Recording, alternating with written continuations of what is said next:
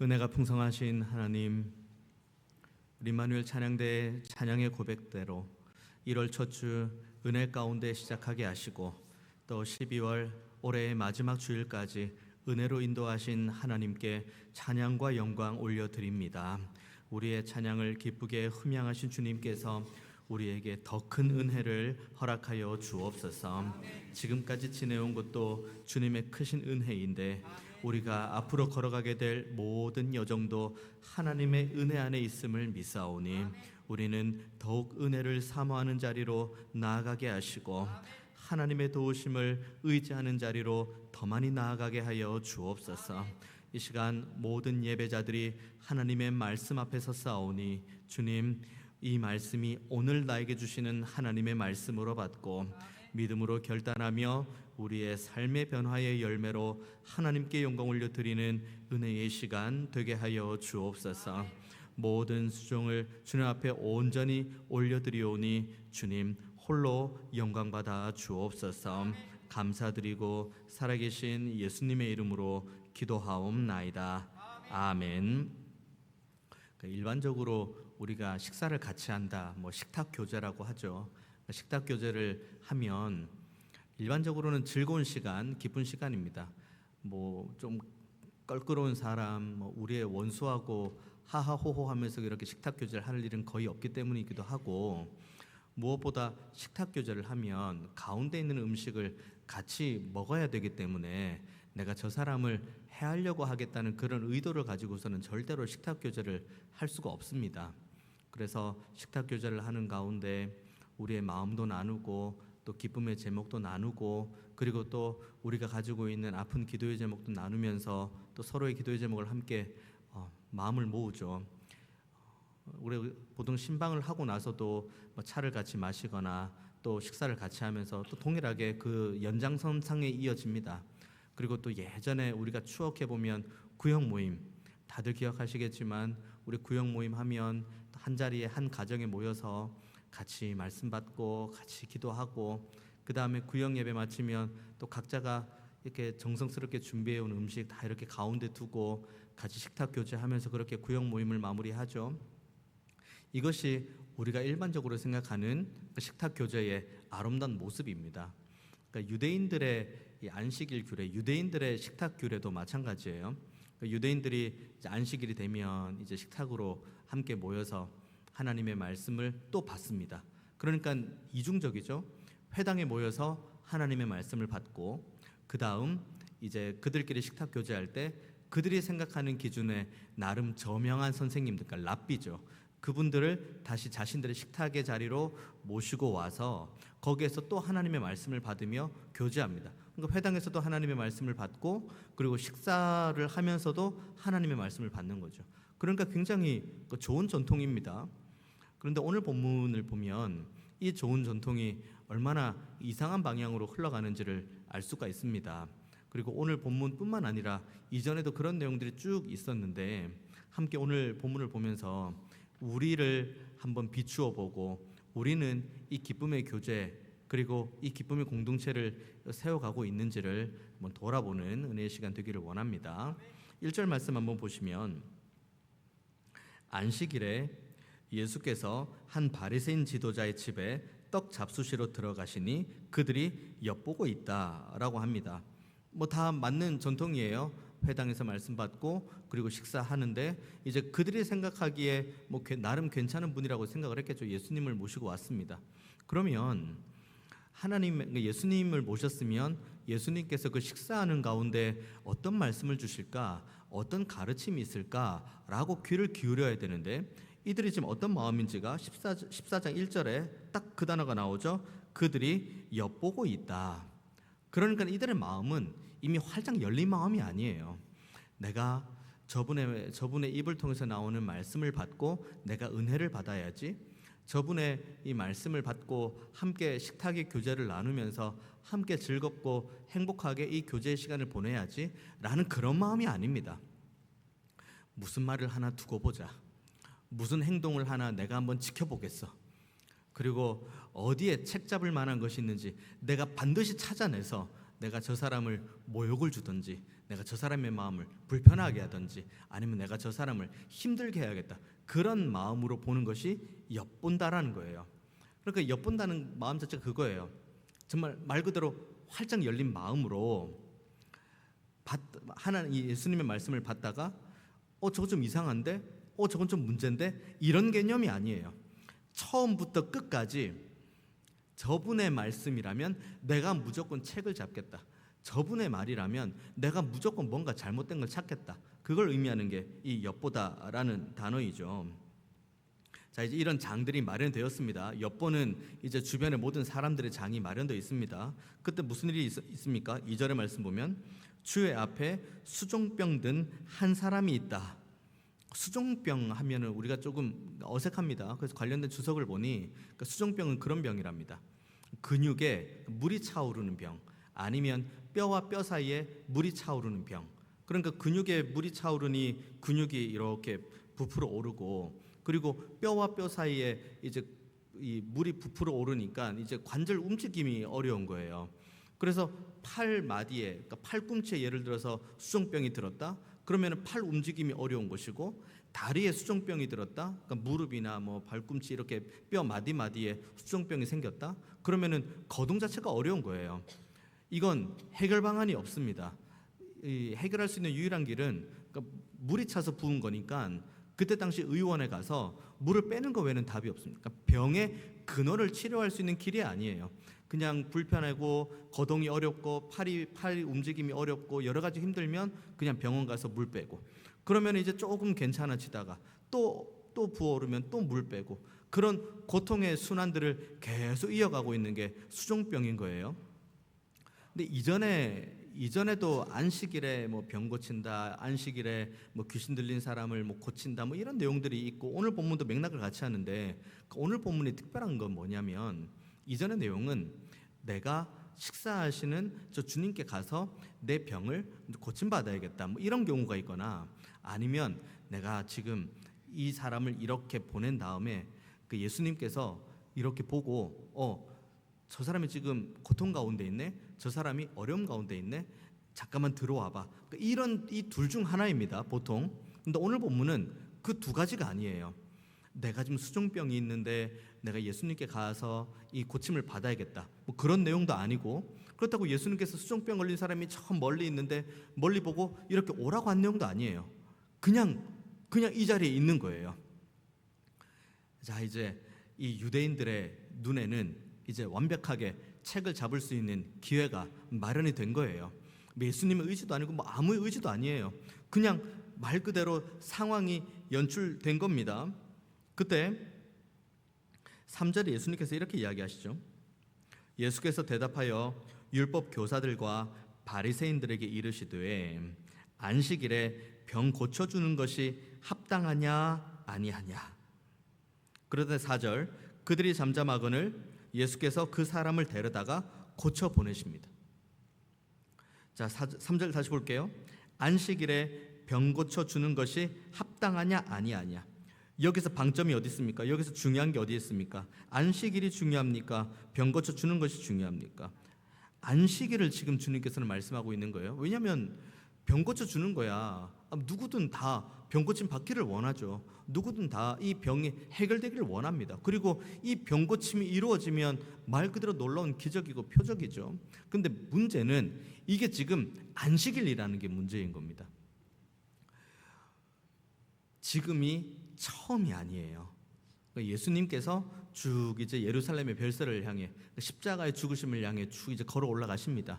그 가운데 하나님의 말씀도 전했고, 그리고 그 앞에 수많은 기적들도 보여주셨어요. 말씀도 받고 기적도 보여주고. 그러면 이제 그걸 받고 누린 사람들이 이제 그 마음에, 그렇지, 저분이 진정 메시아지, 저분이 정말 하나님께서 우리에게 허락하신 은혜의 선물이지 라고 바뀔 법도 한데, 오늘 본문의 질문 자체, 1절 자체에서 이들의 마음은 여전히 완고해 있다는 것을 우리는 확인할 수 있습니다. 그렇지 않고서야 어떻게 1절에 엿본다는 말이 1절에 나올 수가 있고, 어떻게 3절에 안식일에 병 고쳐주는 것이 합당하냐 아니하냐라고 오히려 주님께서 물으시는데, 이 주님의 질문 앞에 이들이 아무런 대답도 하지 못하는 상황을 우리가 지금 보고 있습니다. 지금 예수님께서 방점을 찍고 있는 건 안식일이에요. 안식일에 대한 규례는 십계명에 명확하게 나와 있습니다. 안식일을 기억하여 거룩하게 지키는 거예요. 여기에서부터 이제 시작이 되는 거예요. 그러면 뭐부터 하는 겁니까? 안식일을 기억하는 거예요. 그 다음에 거룩하게 지키는 거예요. 그럼 안식일을 기억한다는 건 뭘 기억한다는 겁니까? 안식일을 제정해 주신 하나님의 은혜를 기억하는 거예요. 쭉 거슬러 올라가면 어디까지 올라갑니까? 창세기 1장까지 올라갑니다. 하나님께서 온 우주 만물을 창조하시고 그렇게 여섯 동안 창조하신 다음에 그 일곱째 날 그 하루를 안식하시는 내용, 그리고 그것을 기반으로 이제 이스라엘의 온 백성들이 안식일을 이제 하나님께서 여섯 동안 창조하시고 하루를 안식하셨으니 우리도 안식한다, 이제 그 개념으로 이어지는 겁니다. 그러니까 이스라엘 백성들은 안식한다는 것을, 이 안식일을 기억할 때마다 뭘 생각해야 되냐면 하나님의 은혜에 감사함으로 나아가야 돼요. 하나님께서 6일 동안 일하고 너무 힘드니까 하루 쉬자, 뭐 그런 개념으로 안식일에 쉬셨겠습니까? 하나님께서는 전지전능하신 분이세요. 그리고 하나님께서는 온 우주 만물을 말씀으로 창조하셨고 지금도 말씀으로 보존하시고 인도하시는 분이세요. 뭐 쉬고 말고의 그런 개념이 있는 분이 아니십니다. 하지만 하나님께서는 하나님께서 창조하신 그 피조물들이 6일을 열심히 지내고 하루 안식하는 걸 원하셔서 하나님께서 안식일을 따로 떼어주신 거예요. 그러니까 그러니까 유대인들이 안식일을 지킨다, 이것은 의무의 개념이 아니에요. 내가 안식일을 내가 무조건 지켜야지, 내가 의무를 가지고 지켜야지, 그런 개념이 아니에요.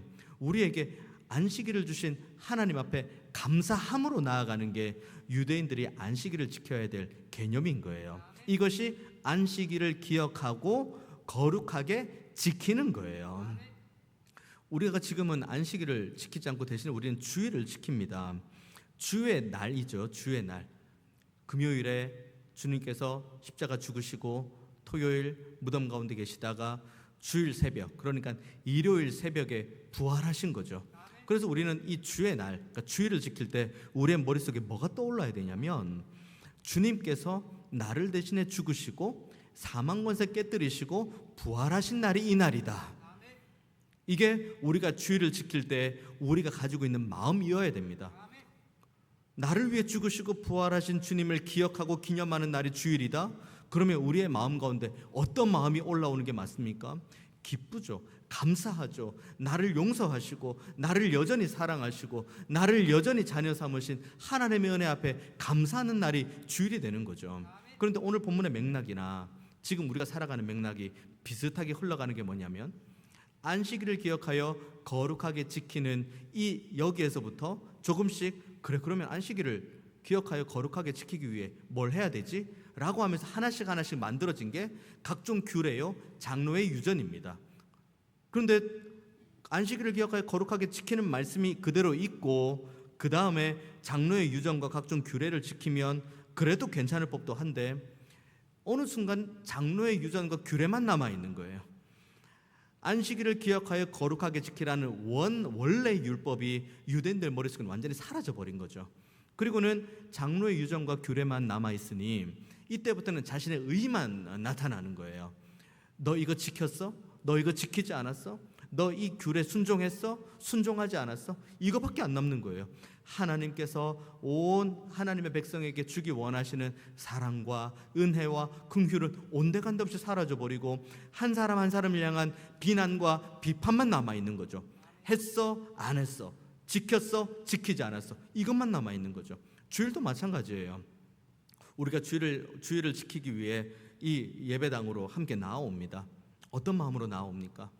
나를 위해 죽으시고 나를 위해 다시 사신 그 주님을 영광스럽게 예배하기 원하는 그 마음으로 오면은 우리는 괜찮아요. 하지만 그 마음이 어느 순간 사라져버리고 우리의 이 말 그대로 경건의 모양만 남아있다면 너 예배 드렸어? 예배 드리지 않았어? 너 오늘 예배 몇 번 드렸어? 너 기도에 왔어? 안 왔어? 너 헌금 했어? 안 했어? 너 헌신해? 안 해? 너 봉사해? 안 해?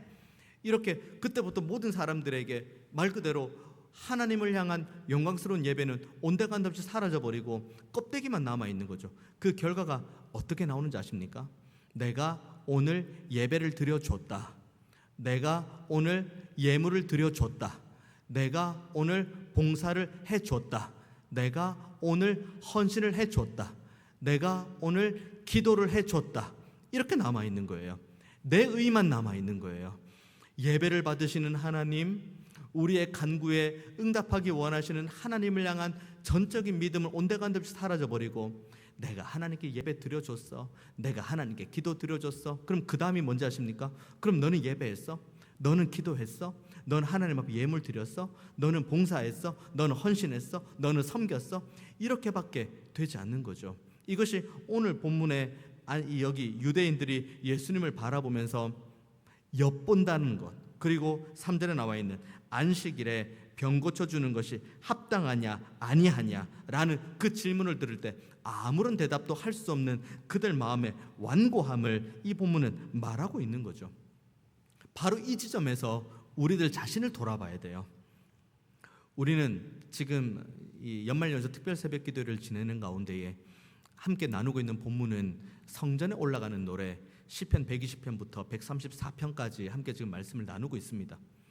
쭉 성전에 올라가는 노래예요. 이스라엘 백성들이 말 그대로 예배하러, 제사하러, 절기 드리러 올라가는 길에 부르는 노래예요. 그 노래를 쭉 한 편 한 편 쭉 읽어 나가고 있는데 이걸 모으고 하면은 뭘로 요약이 되냐면 하나님을 의지하는 자, 여호와를 온전하게 의지하는 자는 시온산을 영원히 붙듦같이, 그래서 그 산이 그 자리에 견고히 있음같이 그 영혼을 은혜 가운데 붙들어 주신다. 이것이 성전에 올라가는 노래의 지금까지 핵심적인 메시지예요.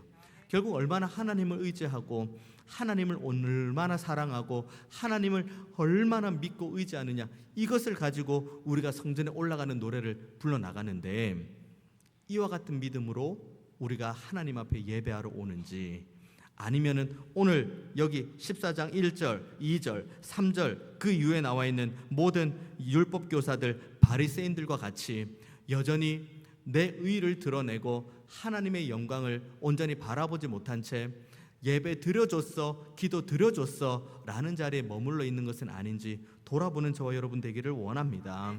바라기는 우리가 다시 한번 하나님을 향한 온전한 믿음이 회복되기를 원합니다. 순전한 믿음, 다른 어떤 것이 아니에요.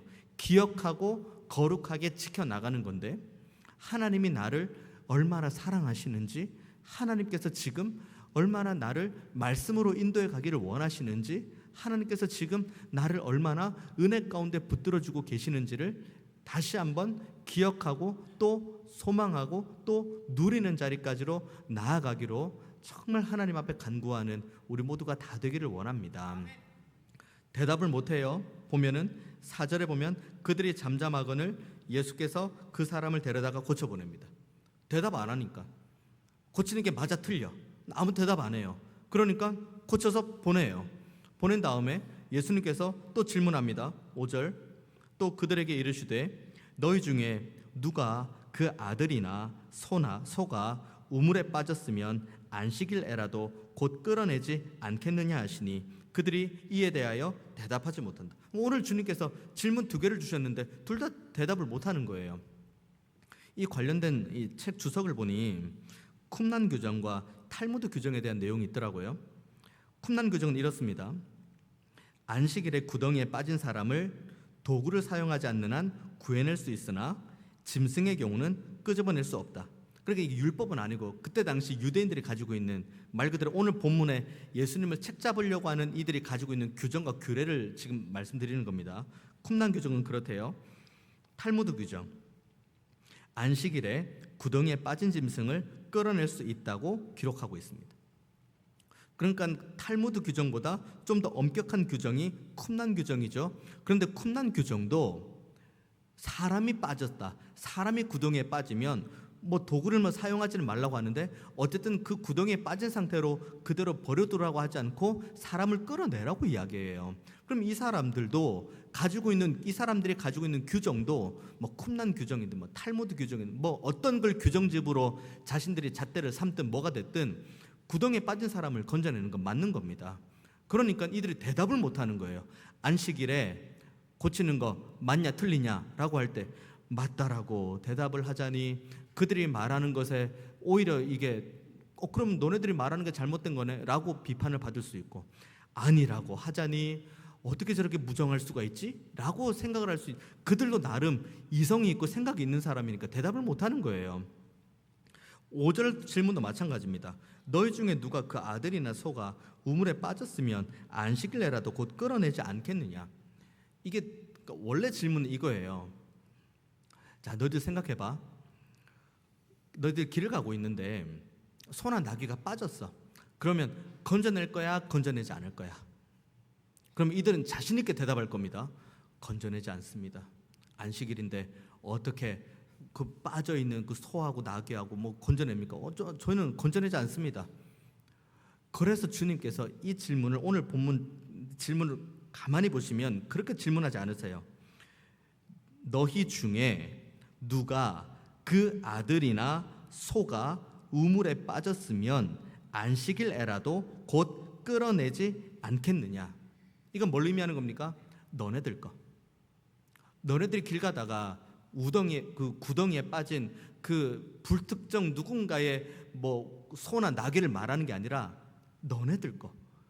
너네들의 소나 너네들의 나귀나 너네들의 아들이 빠지면은 너네들 건져낼 거야, 안 건져낼 거야? 그건 물어보시는 거예요. 그러니까 이 대목에서는 한 대목도 대답을 못 하는 거예요. 남의 일은 쉽죠. 남의 이야기는 대답하기 쉽습니다. 절대로 안 됩니다. 우리의 규정이 이런 걸요. 우리의 규례가 이런데 절대로 끌어낼 수 없습니다. 자신 있게 이야기할 수 있죠. 그런데 이게 내 문제가 되면 달라져요.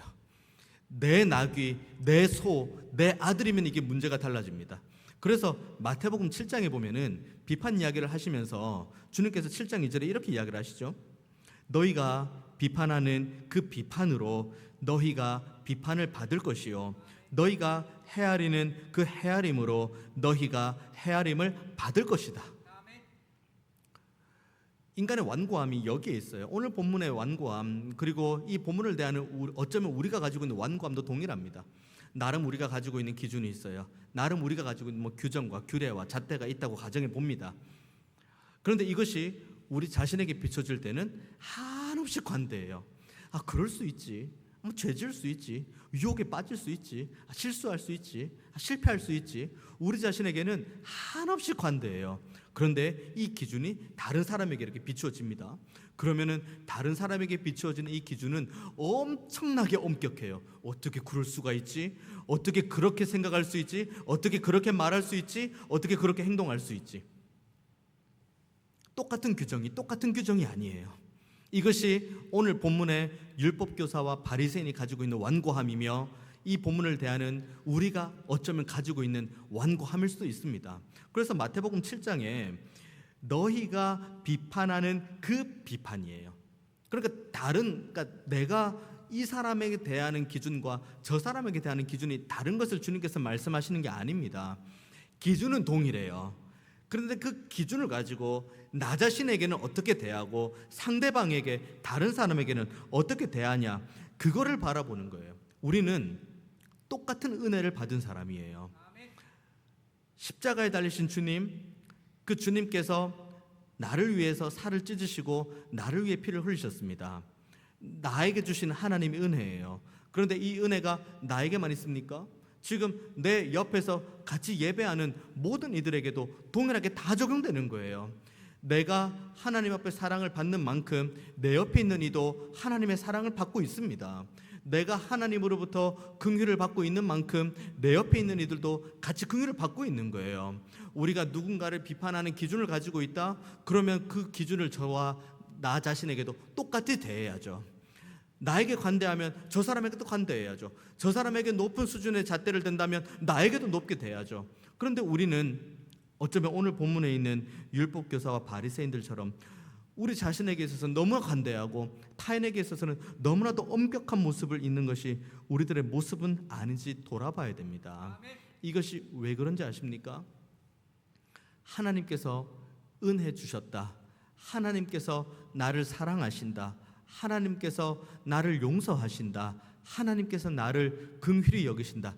이것이 우리의 마음 가운데 깊이 새겨지고 믿음으로 동의가 되고 아멘으로 화답이 되지 않으면, 그러면 이것은 그냥 허공에 떠도는 메아리에 불과한 거예요. 내가 은혜를 받으면 내가 은혜를 받은 만큼 누군가에게 은혜를 끼칠 수가 있습니다. 내가 하나님으로부터 얼마나 큰 사랑을 받았다는 걸 내가 누리면 누리는 것만큼 누군가에게도 사랑을 이렇게 전해줍니다. 내가 하나님으로부터 얼마나 큰 복을 누렸다는 걸 내가 경험하면 할수록 누군가에게 말 그대로 복의 통로, 은혜의 통로, 사랑의 통로가 되어서 끊임없이 이것들을 흘려보냅니다. 우리가 왜 타인에 대해서 냉혹할 정도로 높은 수준의 이 기준을 가지고 비판하고 비평하고 책망하고 원망하고 불평하며 지탄하는지 아십니까? 이유는 결국 오늘 본문으로 쭉 따라가다 보면 하나로 모여요. 내가 지금 은혜 받지 못해서 그래요. 내가 지금 하나님의 사랑을 받지 못하는 것이 아니라 하나님의 사랑을 받음에도 불구하고 내가 그 사랑을 누리지 못하기 때문이에요. 그리고 지금도 나를 용서하시는 그 하나님의 자비와 긍휼이 향하고 있는데 내가 그걸 지금 전혀 누리지 못하고 있어요.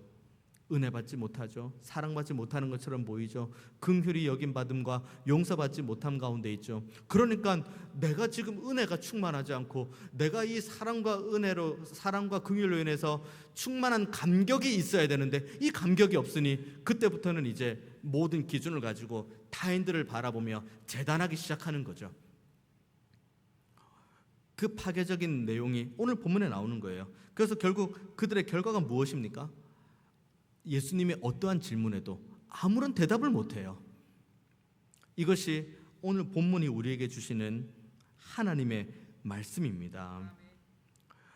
우리 자신이 어떤 사람이 되길 원하십니까? 그리고 우리 가정이 어떤 가정이 되길 원하고 우리 교회가 어떤 교회가 되길 원합니까? 딱 이거 하나 보면 바로미터예요. 우리의 가정 안에 어려움이 있는 우리의 가족들이 있습니다. 그리고 우리의 교회 공동체 가운데 어려움이 있는 이들이 있습니다. 누군가가 갑자기 큰 어려움이 처했어요. 우리의 시선은 두 가지로 요약이 됩니다. 첫 번째, 내 그럴 줄 알았어. 그렇게 죄를 짓고 그렇게 저렇게 하더니 봐, 결국은 사필 규정이야. 내 저렇게 될 줄 알았어. 이거 반응 하나 있습니다. 또 하나 반응이 있어요. 얼마나 힘들까? 얼마나 아플까? 얼마나 괴로울까? 아침에 눈 뜨기도 어렵겠다. 눈물로 양식을 삼겠다. 밥을 한 숟가락 입에 넣어도 그게 목 밑으로 넘어가지 않겠다. 이 두 가지 생각으로 보통 우리가 누군가를 바라보면 우리의 마음이 모입니다. 이게 바로미터예요. 우리가 하나님의 은혜와 사랑과 긍휼과 용서를 충만하게 받으면 누군가가 구덩이에 빠지고 누군가가 곤란한 상황 가운데 있을 때 얼마나 힘들까? 어떻게 하면 저 사람을 도울 수 있을까? 어떻게 하면 저 사람을 끌어낼 수 있을까? 어떻게 하면 우리가 십시일반 우리가 마음을 모으고 정성을 모을 수 있을까? 그래서 저 영혼을 어떻게 하면 살릴 수 있을까? 거기로 가요. 그런데 우리가 은혜와 사랑과 긍휼과 자비에 대한 충분한 누림이 없으면 누가 구덩이에 빠져도 내일이 아니고 누가 곤란한 일을 당해도 그것도 내일이 아니고 그리고 누가 어려움 가운데 아침에 눈을 뜨는 것조차 괴로워해도 그것도 내일이 아니에요. 여러분, 우리는 어떤 가정이 되기를 원하십니까? 어떤 공동체가 되기를 원하십니까? 전자의 가정과 공동체가 되기를 원하십니까? 후자의 가정과 공동체가 되기를 원하십니까? 바라기는 저와 여러분이 먼저 은혜 받기를 원합니다. 지금도 우리를 사랑하시고 지금도 우리에게 은혜 베푸시고 지금도 우리를 정말 말 그대로 긍휼히 여기시는 그 피 묻은 손, 십자가에 의해서 그 못 박힌 손으로 우리를 만지시는 그 하나님께로 나아가고 하나님의 은혜와 사랑과 긍휼을 충만히 경험하는 저와 여러분 되기를 원합니다. 그리고 이것을 우리가 흘려보내는 데까지 나아가기를 원합니다. 구덩이에 누군가가 빠졌을 때, 누군가 곤란한 상황 가운데 있을 때에 우리가 받은 사랑과 은혜를 가지고 그들에게 손을 내미는 공동체, 그리고 우리가 하나님으로부터 받아 누리고 있는 이 사랑과 은혜를 그 곤란한 상황과 구덩이에 빠져 있는 그들에게 전하는 공동체, 이 공동체가 우리의 가정이 되고 우리의 공동체가 되기를 원합니다. 그래서 우리 자신에 대해서는 한없이 관대하고 타인에 대해서는 어목할 정도로 높은 수준의 잣대를 가지고 있는 자리에 있다면 그 자리를 떠나와서 하나님 은혜 받는 자리로 나아가는 우리가 되길 원합니다. 하나님의 사랑과 하나님의 긍휼과 용서를 경험하는 자리로 나아가는 우리 모두가 되기를 원합니다. 그 자리에서 먼저는 우리가 충만하게, 정말 우리가 충만하게 하나님의 은혜를 누리고 감사함이 우리 안에 회복되기를 원하고, 이것을 우리의 가정과 우리의 교회로 아름답게 흘러갈 때에 우리가 걸어가는 모든 걸음이 하나님 나라가 되는 줄 믿습니다. 하나님의 통치, 하나님의 그 은혜 가운데에 정말 말 그대로 복을 받으며 이것을 함께 나누는 가운데 2024년 잘 마무리하고 또 25년도 더 나은 나의 모습, 더 나은 우리의 가정, 더 나은 우리 교회의 모습으로 하나님께 아름다운 하나됨으로 영광 올려드리는 우리 모두가 다 되시기를 주님의 이름으로 축원드리겠습니다. 기도하겠습니다. 은혜가 풍성하신 하나님, 오늘도 우리에게 생명을 주시고 우리로 하여금 하나님을 경외하는 믿음을 주셔서 감사합니다. 하나님, 우리가 하나님의 은혜를 더 많이 받는 자리로 나아가게 하여 주옵소서.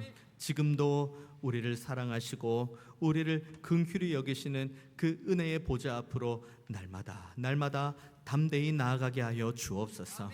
그래서 우리 안에 하나님의 은혜로 충만하게 하시고 성령께서 우리에게 주시는 그 말씀의 깨달음으로 인해 더욱 하나님을 알아가는 이 복된 소식이 우리의 삶을 가득 채우게 하여 주옵소서.